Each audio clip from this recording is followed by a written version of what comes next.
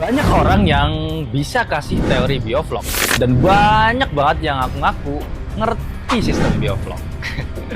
Tapi begitu muncul masalah, nggak ada yang benar-benar datang terjun menyelesaikan masalah. Budidaya itu bukan soal siapa yang paling jago ngomongin teori, tapi siapa yang paling siap ada di lapangan, siap jaga-jaga kalau tiba-tiba muncul masalah. Dan disitulah bedanya orang lain dengan pesona Lele Group. Di luar sana ada yang bilang mereka melakukan pendampingan, tapi pendampingannya cuma 1-2 hari sekali atau bahkan malah 3 hari sekali.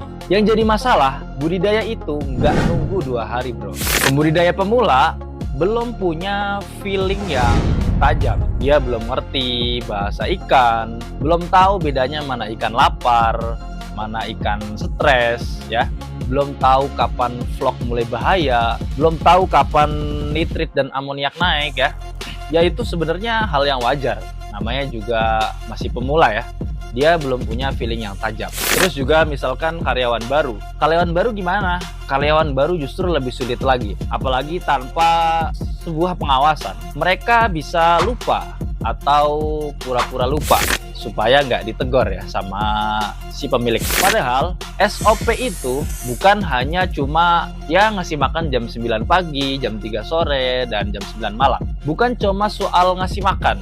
Di model pendampingan kami, Personal Lele Group, SOP itu dicek setiap 3 jam sekali. Itu minimal ya, karena dalam 3 jam apapun bisa berubah. Aerator bisa melemah ya, pipa aerasi bisa tersumbat, vlog juga bisa berubah warna, nitrit bisa tiba-tiba melonjak, dan itu biasanya ditandai dengan ikan yang mulai reaktif atau mulai menunjukkan perilaku yang aneh. Kalau misalkan nunggu sampai 2 hari, ya terlambat bos.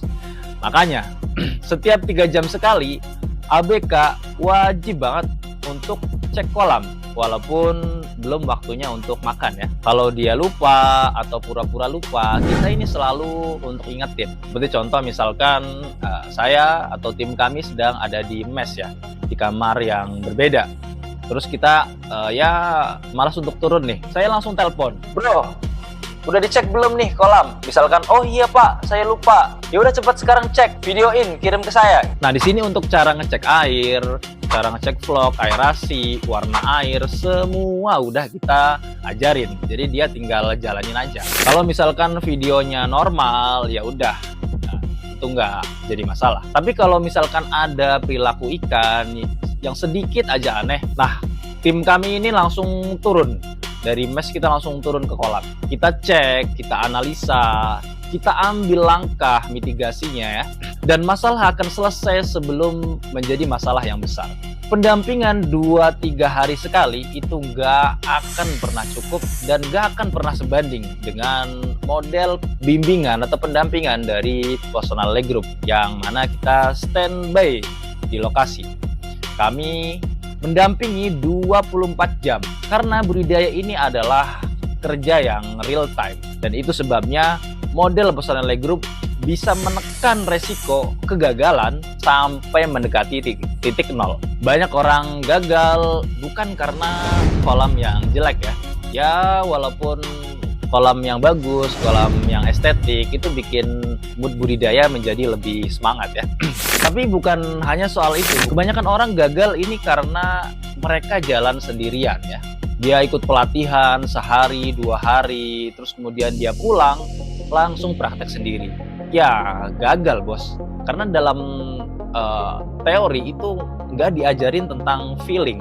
Atau misalkan dia punya pembimbing nih, tapi pembimbingnya hanya bisa menjanjikan datang 3 hari sekali. Nah itu bisa aja kejadian misalnya di hari pertama ikan aman, kemudian di hari kedua ikan ngasih tanda-tanda bahaya, tapi si pembudidaya atau misalkan ABK-nya ini nggak ngerti. Lalu beberapa jam kemudian ikan mulai berguguran 1, 2, 3 bahkan sampai mati massal. Dan pembimbing ini baru datang di hari ketiga. Lah ya udah telat ya.